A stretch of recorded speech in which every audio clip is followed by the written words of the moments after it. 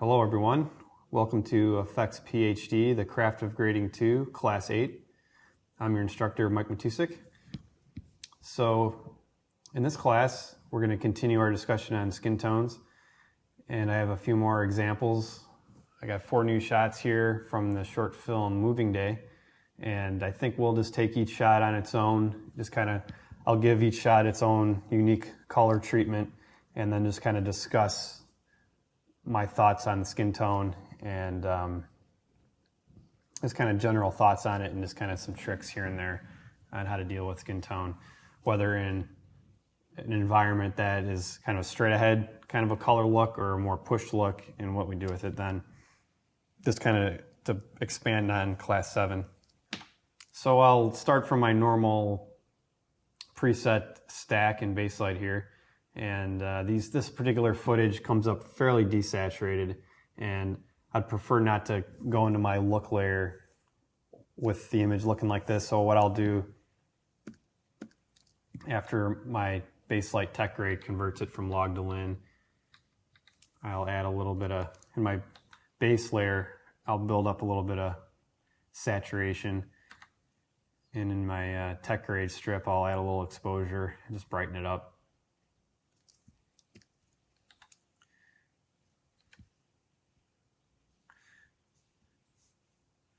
And just a little bit of contrast. So coming from my base, original, log to lin, and just a little bit of a base.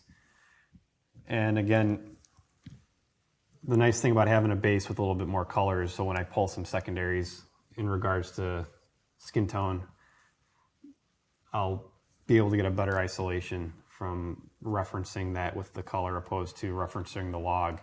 It's hopefully, since the last class, you've played with that concept, and hopefully that's, if you haven't been doing that already, that's helped you get some much more accurate isolations in your color corrections. So now that I have a decent looking image, I'll go into my look layer, and this one I'll just kind of color, it's a sunny day, so I'll give this one just more of a straight ahead look here, and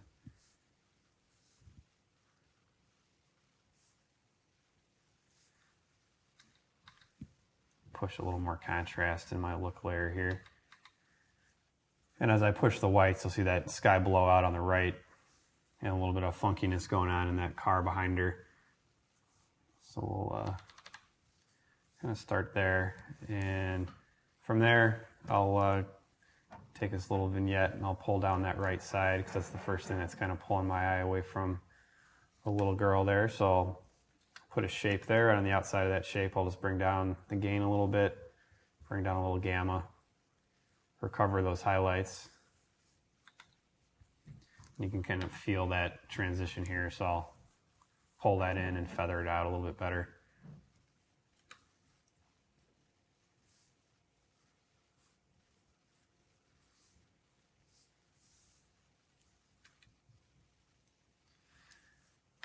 The other thing I'm noticing is the car behind her, it's reflecting a couple different color temperatures here. So the door is kind of more of a cool kind of color that's probably reflecting some sky.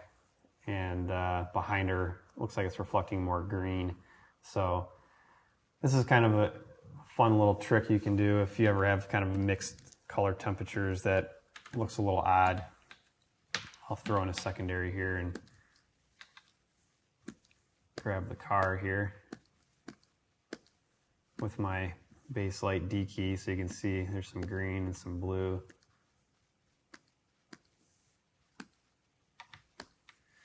And since it's grabbing a lot of other areas of the frame, I'll refine it with the shape there.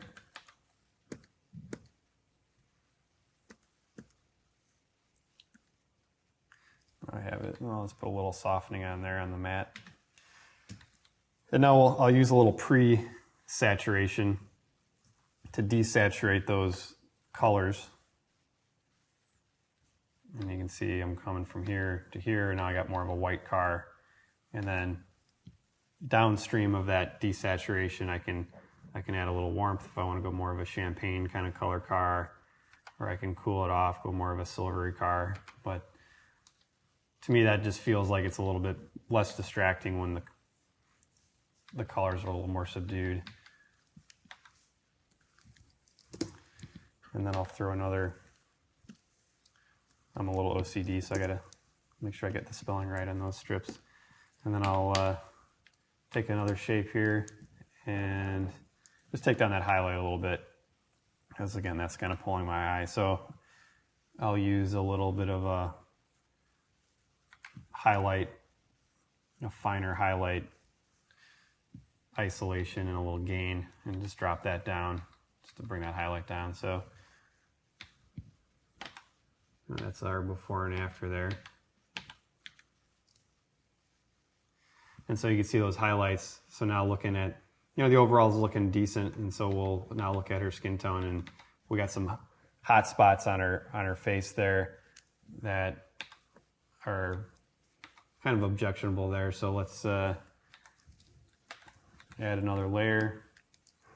I don't want to pull down any highlights elsewhere, so I'll put a shape on her face. I'll take my Baselight hue angle key here and just go to my preset for highlights, and that will, for the HSL keyer, that'll just use the luminance channel to pull this key. So I'll pull down that qualifier there. And it's just going after the highlights there. And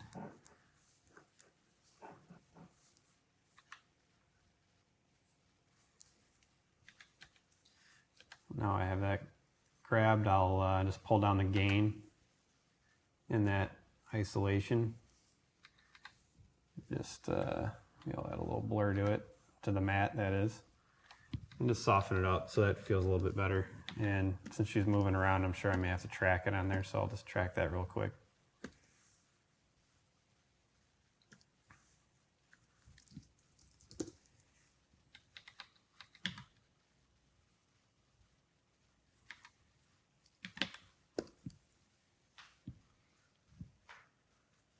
So let's play it through and see how it feels. So that's not too bad. So now it just takes the edge off that highlight there. And now that we're kind of finessing this image, you can just play with a little more contrast, and maybe we'll desaturate it. Overall, it feels a little oversaturated. And now we'll look at her skin tone a little bit more closely, and she's got maybe some pink cheeks there, and we can go in there, add another layer. I'll just kind of grab her skin tone. And I definitely would recommend when you're doing a shot is kind of leave the skin tone as one of the things that's later on in your color correction, because you want to get the overall balance right. Don't usually color correct in your primary for the skin tones. Color correct as an overall, get the balance correct for the whole scene. Sometimes you could get into the routine of looking at skin tones, and the skin tones say are a little green, and so you're trying to balance green out with your midtones or your highs or whatnot, and the rest of the image is kind of going off kilter there. And so try to get the overall looking nice and balanced. If the skin tones then are a little green, a little pink, then go in there and use a secondary to fix them. So sometimes it is easy to just kind of focus on one part of the image and then balance the whole image just on that. And there's so many other variables that can affect. Maybe there's a bounce of green in her face, or there's something else that's skewing that. Or the classic is if you ever see somebody that's super pink and you're like, wow, my balance must be off because their face is so pink. And then you realize that you look in the frame, there's other people, say, in the background, and their skin tone look nice and healthy. Then you realize it's just this guy has high blood pressure or whatever, or his skin tone just happens to be much pinker than the normal person. So it's everybody's different. So her skin looks pretty good, but it's until you kind of push it around, you don't know what you're gonna like. So I'll just she's kind of in shadow there, so her skin's gonna go a little cooler, but let's add a little warmth to her and see where it goes.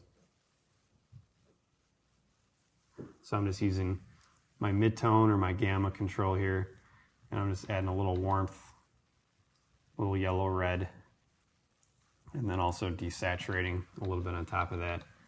So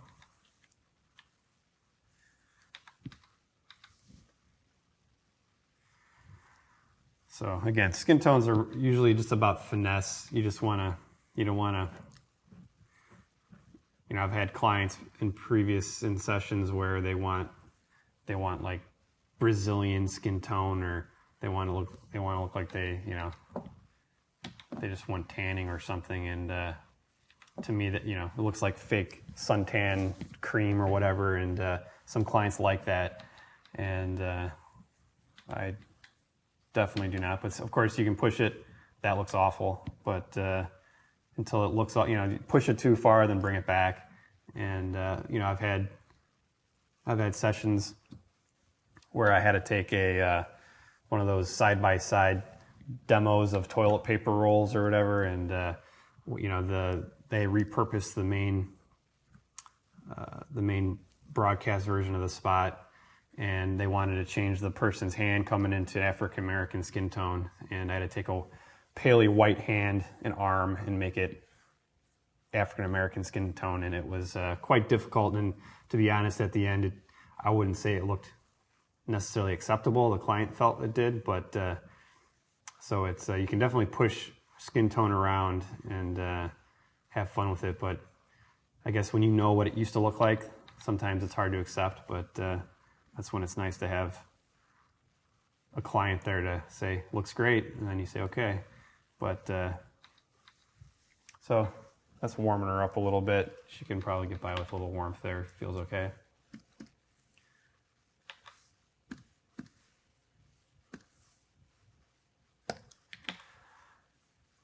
So here we go, original to where we're at. Again, this is just kind of a straight up kind of a look, but even if you're just going for a very straightforward, conservative kind of a look, it's always worth taking a look at the skin tones, because again, that's kind of the most important aspect of a scene with the person in it, making sure they feel nice. And she's in a little bit of a shadow, so this was kind of more of a feature kind of a feel, so it feels nice and real. And so we'll kind of keep it there. Curious what I had out of the box before. I was a little darker, a little cooler, and now we're a little warmer, which is okay.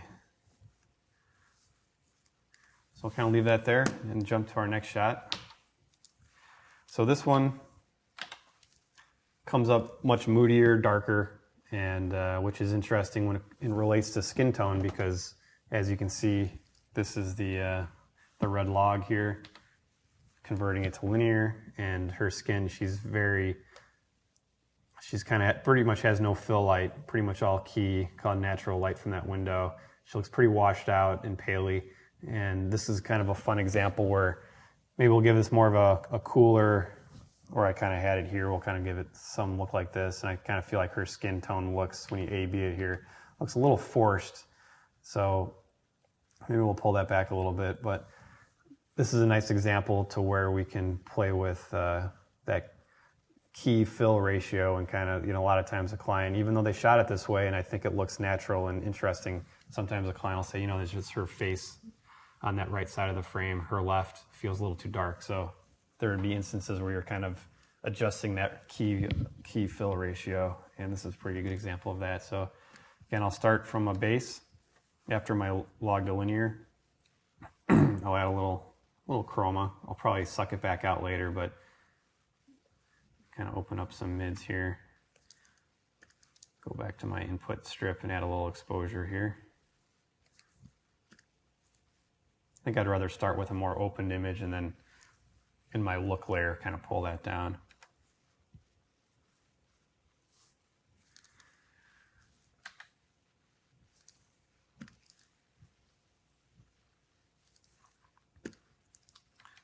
So we'll go to my look layer here.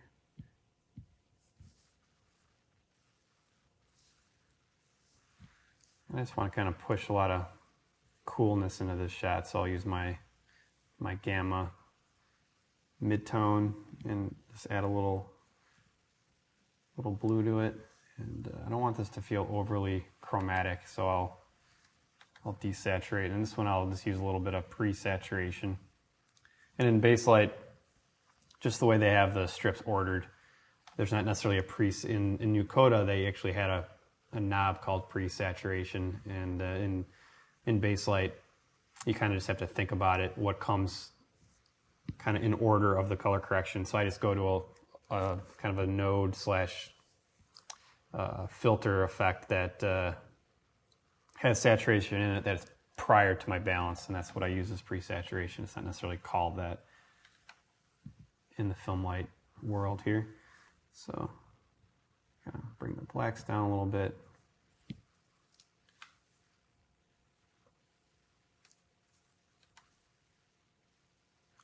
Again, I'm just working mids, highs, lows, color balance, and then desaturating prior to that balance. So I'm essentially putting a little bit of a cooler wash on top of the image. Now as I kind of play with that look, kind of this is what I'm doing here to here, and I'm noticing this highlight on the left is kind of drawing my eye and it's feeling a little bit harder light. So what I'm going to do is just a little shape here, and I will pull those highlights down a little bit, kind of take a little warmth out of it too, so it makes it feel like a little bit of a cooler, moodier kind of a light coming in from the outside there. So here to here, taking a little red out.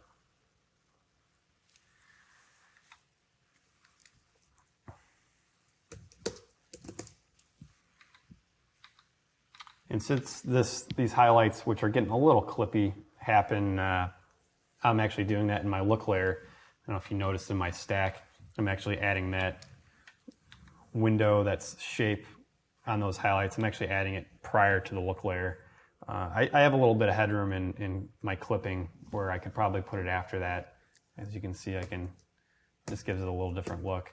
But that's something of interest too, is when you're color correcting with a node system or stacks and Baselight or whatever, it's interesting what order that effect is happening. If you put it before or after your look layer, if you put it before or after this vignette layer, it's going to affect things. So always think about where in the order of your color correction effects, layers, nodes, think about where it's happening and how that affects the look overall. So I'm just going to play it here. Oops. So I feel like the blacks might be a little heavy. Might be nice to open that up, and then just to do something a little different, I'll add another hue angle and do a luminance key just on the blacks. And this is almost kind of like a highlight shadow option like you would see in, say, Lightroom or something like that in Photoshop. And what's interesting, if you have curves, you have keys, you can pretty much create any tool you want. So what's interesting is if you have a color correction system that can do those simple, curves and keys, you can pretty much build any tool you want. So if you see a color correction system that has an interesting tool you really like, play with it, see what it's actually doing, kind of strip it down to the basics of what it's doing, and then you could probably recreate that tool. Like Baselight doesn't have a highlight shadow function, but you can essentially create it with curves. Here I'm just going to create it with a feathered luminance key just on the shadows. And what's nice compared to highlight shadows, where you just have kind of a few knobs to play with it, now I have all my color tools inside that isolation on the shadows. And let's kind of gain it up a little bit here, pump up the mids, and now it's getting a little washy, but now I can kind of play with the feather on that key. I can bring back the gain, bring that back down a little bit, and if I just blur that matte, it'll actually sharpen it up, which actually gives it kind of this HDR kind of look. If you actually want extreme with it, you can see if I just kind of push it around. You can see how HDR effects gone extremely bad can happen if you blur it too much. So I'm just going to open it up just a little bit.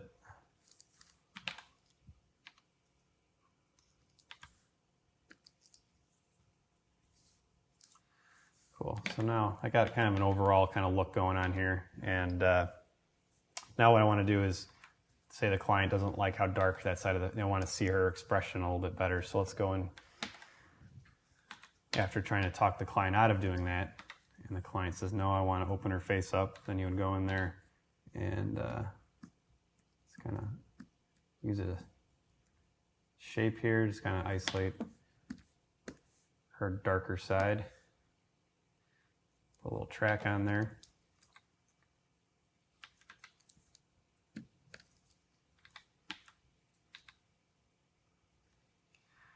That file's pretty decent, but now inside that I will throw a another hue angle there and just refine it a little bit so it's not quite as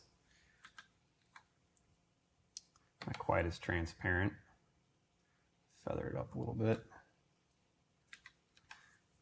And now I'll just bring up some mid-tone.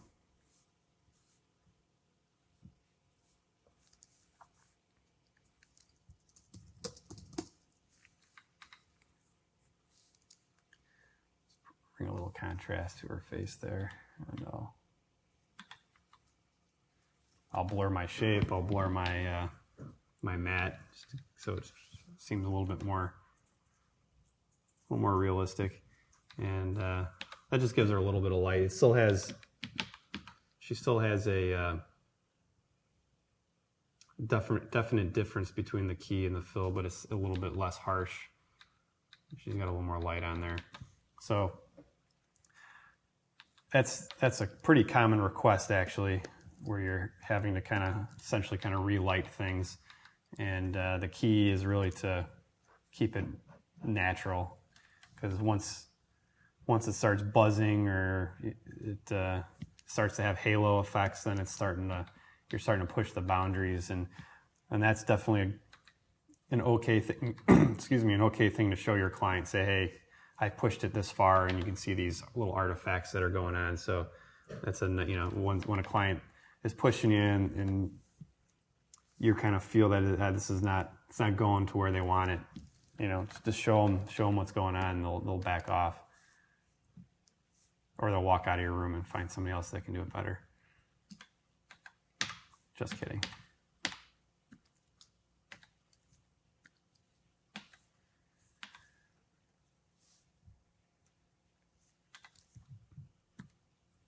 So now I'm just gonna grab another isolation here, and this I will play around with the actual color of her skin. I think there was a comment in the forums about keys kind of buzzing and whatnot, and that typically will happen when you're adjusting contrast, luminance inside of a key, and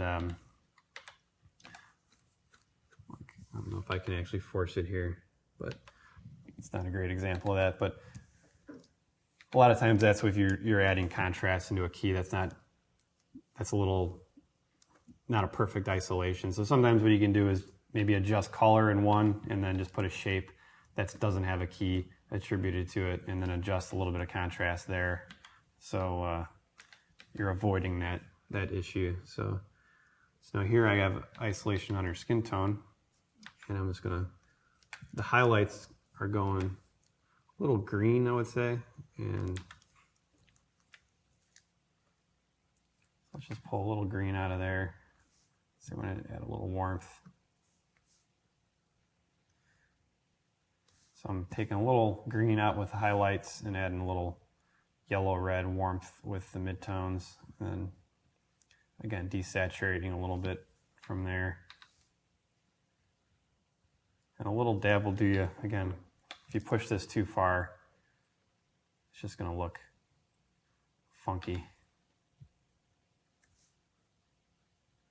But again, it's okay to push it too far, and to tell yourself that you went too far.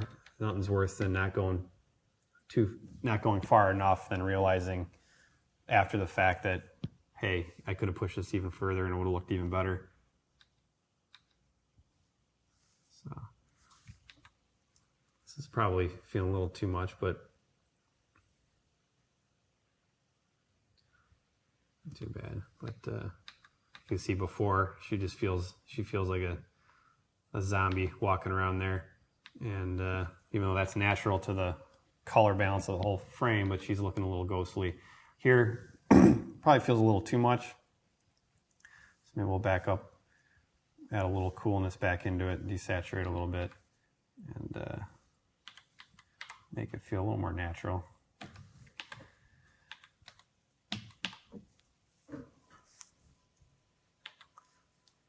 So I'm going to save that. So again, that feels not too bad. It feels pretty good.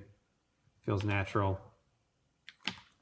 But again, it's your call really on the mood and the look, whether you want to let that skin tone stay natural to the scene, make her feel a little bit paler, or you want to add a little flesh tone back in. And I think that's a pretty good moodier look there. And you can see what I did prior to what we're doing here. So I went a little crunchier with it before, but I feel like the skin tones prior, what I did before, felt a little forced. So it's just kind of an interesting exercise when you're working too, is to color it once, give it the look you really want, where you feel happy with it, and then just kind of start, save that off. Either maybe go to another shot or come back or just start over and just see where it goes, and just or try to recreate the same thing that you did before with less layers, less steps. And a lot of times you'll actually get a better look than you did before, and a lot of times you won't. But sometimes it's a nice exercise to kind of, because if you spend 40 minutes on a shot, or you spend 10 minutes on a shot, sometimes it's nice to deconstruct that and build it back up and then see what happens, because sometimes you can refine it and end up in a much better spot. Obviously, it all depends on if you have clients with you. But cool. So this next shot we're going to take a look at is this hallway shot. And it has kind of natural light spilling into this hallway. It's kind of looks a little bit more mysterious looking, so maybe we'll go for a little bit of a thriller, suspense, horror kind of a feel. So this one comes up here with the log to lens. So here's the original red film log, converted to linear here. And so for this one, again, I'll take my tech ray, just open it up a little bit because it felt a little muddy. And for this one, because I haven't been doing that in the last couple of shots here, is I'll take my curve adjustment and just kind of color through a little bit of a curve here, like just to do it a little different. So I'm just going to pull the top end of this curve up a little bit and just let I won't worry about the S curve, the bottom part of it. I'll just open it up there and come back to my base layer. Pull a little warmth out of it. And that's just to kind of protect the highlights a little bit, and and just to do, you can color any way you want. Do I use curves this way very often? Sometimes I do, sometimes I don't. It just depends on the shot and kind of how I'm feeling that day. Like, again, I think I've said in previous class that I tend to switch up my techniques just depending on the shot, depending on the project, the footage, and I recommend doing that, and it just opens your eyes to different techniques, and you get different looks by doing things differently, so why not try different things? And here I'm just simply using a curve to brighten it up. And so it's getting a little hot in her skin tone, but we can fix that later. So now let's kind of crunch the blacks down here, pull more of this warmth out. I want to kind of go more in a greeny, cooler kind of feel there. And as you can see now, her skin tones are coming a little bit more, feeling a little more natural now.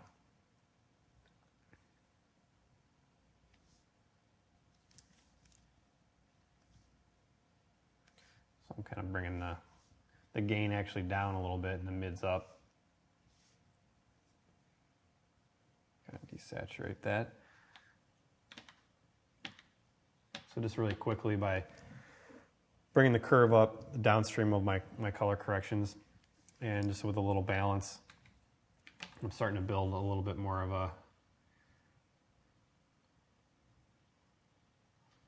little different kind of a look here than in the last couple of shots. And you're seeing some nice greens kind of hitting the back wall here and on the right, which I like. But the light outside, the quality of that light is more cool and more clean, which is cool, which is a nice mix there. And she's got nice full light there. And then she walks out of it and gets a little darker. So it's got some nice dynamic lighting there. So, but I'll grab her skin tone and I'll reference layer 2 there and see what kind of isolation we get here. So it's not too bad. I'll use a shape to finesse it here.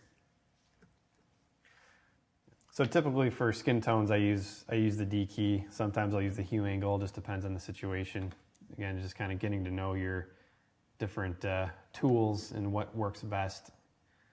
The D key is nice for quick isolations. It's nice to mix. I can grab reds and blues in the same key, but sometimes it grabs too much of an area, or it's almost too specific, and sometimes you go into the trusty old HSL key, also known as hue angle in Baselight.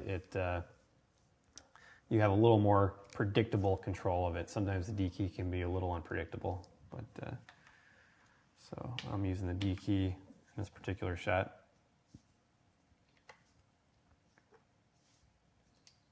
I'm just going to do a manual keyframe track on this one.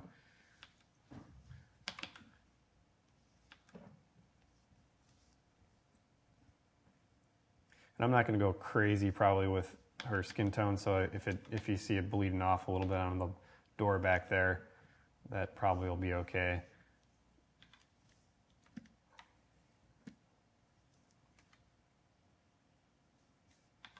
Put a little blur on there.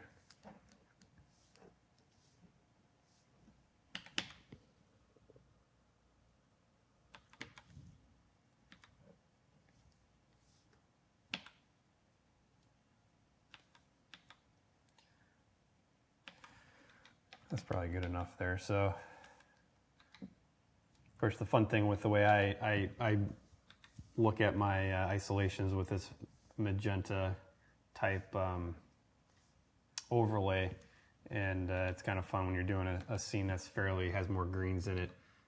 Your little persistence of vision really kicks in. So it's when I pull the magenta off, her skin looks really green, and that's one bad thing about having my overlay super pink. Sometimes it's not great for skin tone. But, so yeah, it's a little green. So let's, I'll pull a little of that out. And this one, I wouldn't mind just going a little more pale with her, because it is a little bit more of that horror look. I think that'll be okay to go a little more desaturated. You can see that it's before, after. Kind of let the environment be kind of green and let her skin tone be a little cleaner looking. And in this case, it's almost more white. And again, it still feels right. And this is kind of, you could even play with this now that I have her skin tone isolated. I can essentially use this as an inside-outside layer. So if you have a decent enough isolation, you could actually just play with, again, you can see, obviously, that looks bad with the way it's isolated, but if you want to subtly affect the outside of that skin tone isolation, go for it. You can just add a little more green to it, cyany green, or whatnot, just to accentuate that since you already have that built.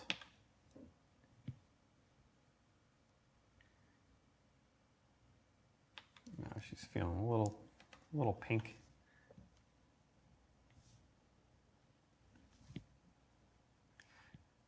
Again, skin tones are all about just finesse again. It's just you want to take a little pink out, take a little green out, take a little saturation out. You know, undo it, see what it used to look like, and just A/B it. And just, it's just, skin tones can be very tricky, and sometimes you need to take a visual break from it and rest your eyes and come back to it and see how they look. And just for the fun of it, she goes into a little bit of a a muddy spot. So let's, this one I will do a track on. Does a pretty decent job. Let's just give her a little bit more light. So I'm just bringing the gain up a little bit. I'll feather that shape out.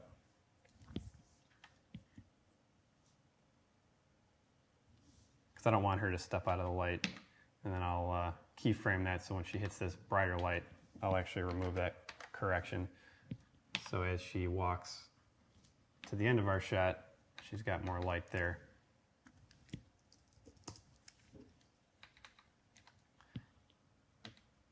So that's before and after.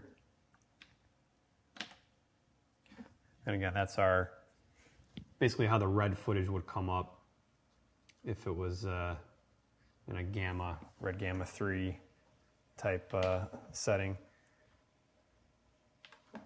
And to here. So again, with skin tones, again, a little dab will do you. It's not, you don't want to go too crazy with it.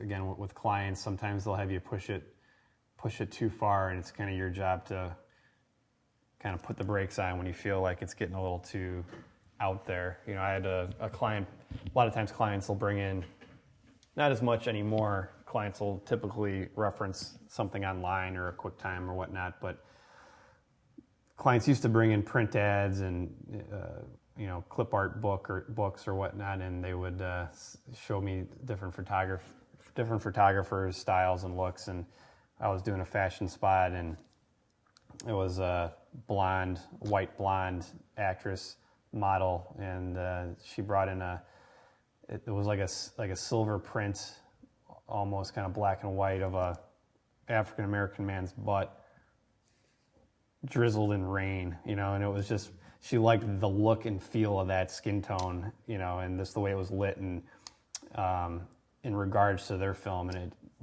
was kind of a ridiculous comparison there. And so when clients bring up things like that, you have to be diplomatic, so to speak, and just kind of talk to them about how their film was shot, what is in their footage, and what you can and can't do. And I think there was a post in the forum about, if you're working with basically crappy footage, how do you tell your client? And I would say you never tell your client that. You pretty much have to kind of a little bit of a misdirection, so to speak. Just say, well, that's cool, that's great, I think we can do something like that, but the way it was shot, it's kind of like, just tell them what their footage will give you, and you'll do your best to incorporate that idea, but never tell them they're nuts or that their footage is junk. Just it's your job to make their footage look the best it can. So again, I think that's feeling pretty good. Curious what my first attempts prior to recording the class, I think I was a little more saturated, a little more contrasty, so I'm a little flatter.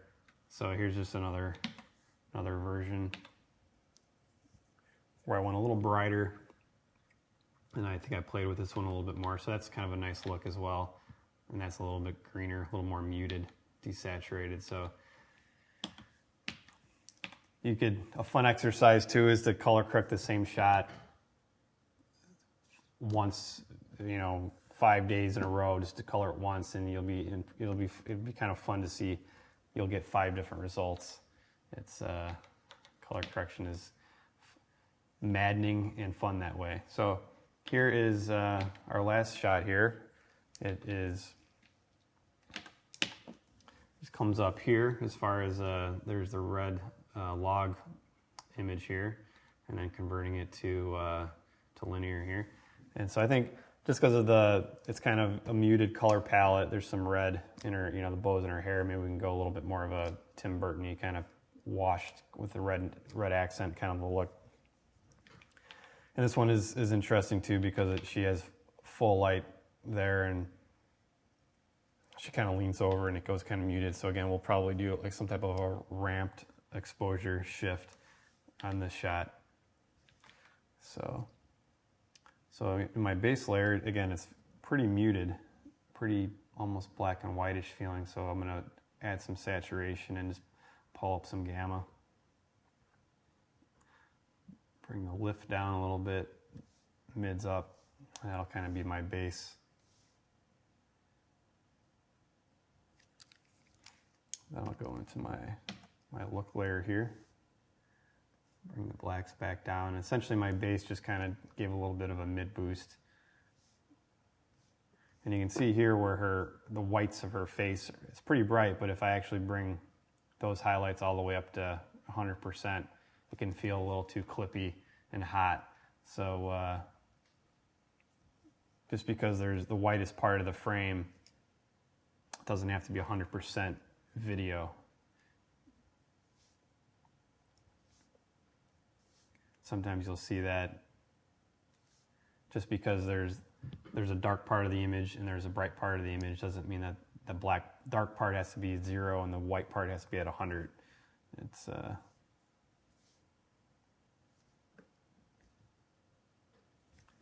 cool. So here's where we were, and now we're just building up some tone, some color. And so now what I want to do is I'll grab her skin tone here, referencing layer 2, my base layer. You get a pretty decent isolation there, and let's since she does go through different light, see where that, so you can see it kind of falls apart a little bit. Hopefully I don't have to do any type of traveling matte on her. So actually that's pretty good there. So she's feeling a little greenish, so let's use some mid-tone gamma and just warm her up a little bit. Again, kind of warm, a little desat.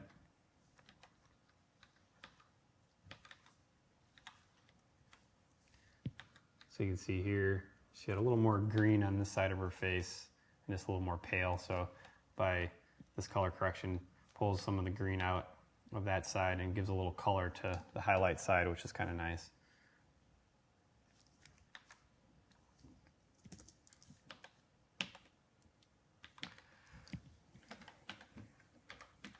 Just for fun, you can also just grab the blacks, because there's some variation, some green bouncing in there. Just kind of grab overall blacks of the image.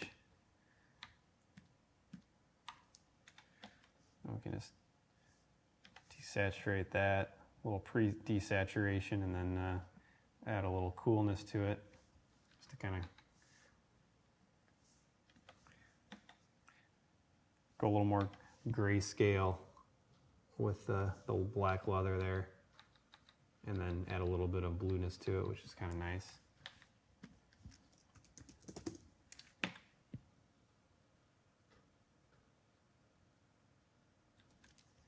You can see she's feeling a little saturated in the shadow there.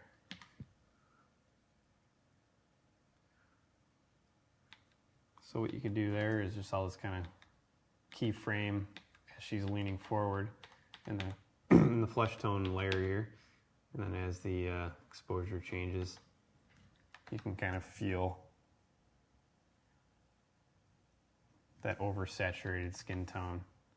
So I'll just leave the warmth, but desaturate her.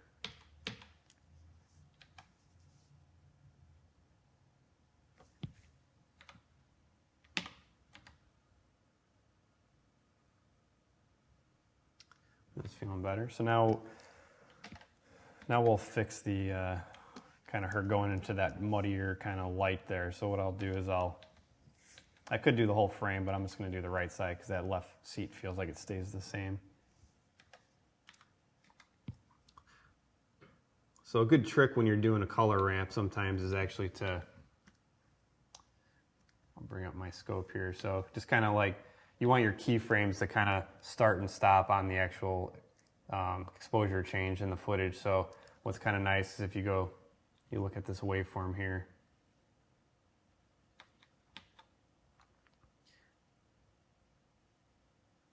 You can kind of sense, kind of in this area here, where the actual exposure starts to come down. It stops kind of in this area. So what I'll do is I'll put my out keyframe there, and then as you can see, if I rewind, it kind of comes up and kind of starts in this area. This one's a little bit harder to see than a lot of examples of this. Sometimes you'll see, like in like documentaries especially, I do this all the time, is where they left the auto exposure on the camera on, and you're constantly trying to fix the worst effects of that, where it's changing brightness levels and using your scope to kind of set your in and out. Because if you set your keyframe to fix an exposure change that's over only a few frames, if your keyframe's off, then you're going to see a little bit of a flutter, a little bit of almost a strobing. So go back to here, and I will, now that I have the two keyframes, I can see here's my in, so I want to match the exposure to there. And to do that, I'll just use gain, and since I'm gaining it up, I may need to desaturate a little bit as well.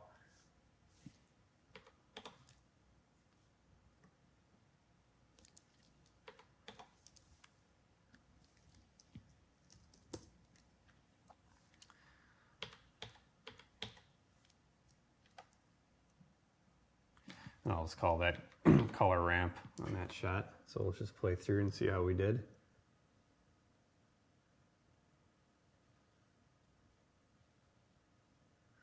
So, you know, it's a car, there's shadows bouncing around. It's very kind of a natural feel to the scene anyway. So I think it's, overall, I'm gonna bring the gain up a little bit more anyway.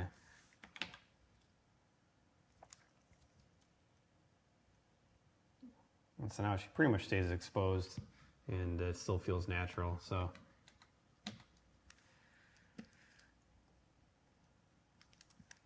now what we can do is just kind of play with the overall a little bit. I'll just kind of desaturate overall here, see where it goes.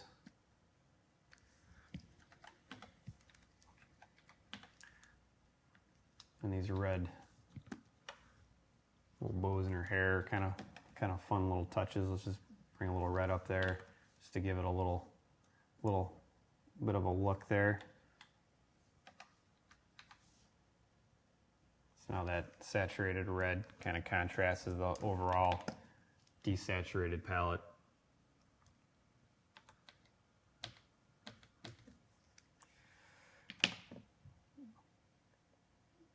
And pay no attention to the guy sitting in the trunk back there. Yeah, so that's feeling pretty nice. So again, you can kind of just play with those concepts of just ramping skin tone, isolating skin tone with a key, with a shape, playing with adjusting the color the color hue of the skin tone with mids, highs, lows, saturation, and just kind of play with it and see where things go. And again, playing with different looks and how the skin tone is in each look, because each of these environments were much different. And you know, see what you guys come up with. So I think that concludes class 8, and we'll look for you in the forums, and see you in class 9. Thank you.